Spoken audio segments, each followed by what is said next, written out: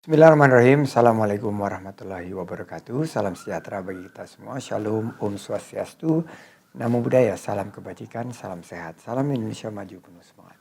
Provinsi Maluku memiliki keberagaman potensi wisata baik dari wisata alam, sejarah budaya hingga kuliner.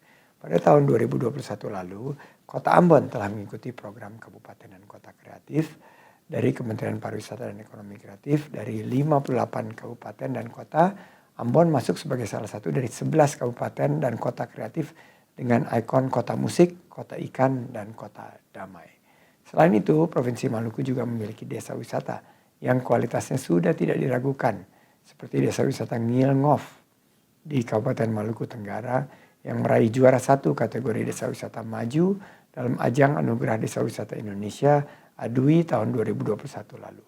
Desa wisata Ngilngof adalah sebuah desa yang terletak di Kepulauan Kei yang terkenal dengan pantai Ngurblot yang membentang sepanjang 3 km dengan butiran pasir putih yang sangat halus seperti tepung. Maka jangan heran jika desa ini dinobatkan National Geographic sebagai pasir putih terhalus di Indonesia, Asia, bahkan di dunia. Berbagai inovasi dilakukan untuk pengembangan sektor pariwisata dan ekonomi kreatif agar menjadi sektor unggulan dan dapat menunjang pembangunan ekonomi serta peningkatan kesejahteraan masyarakat.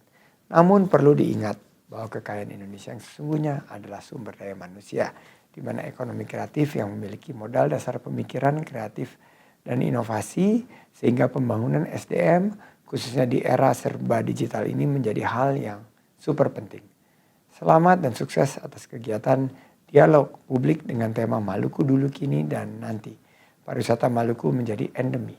Serta saya ucapkan juga selamat ulang tahun ke-77 untuk Provinsi Maluku yang akan jatuh pada 19 Agustus 2022 mendatang. Wassalamualaikum warahmatullahi wabarakatuh. Om Santi Santi Santi Om.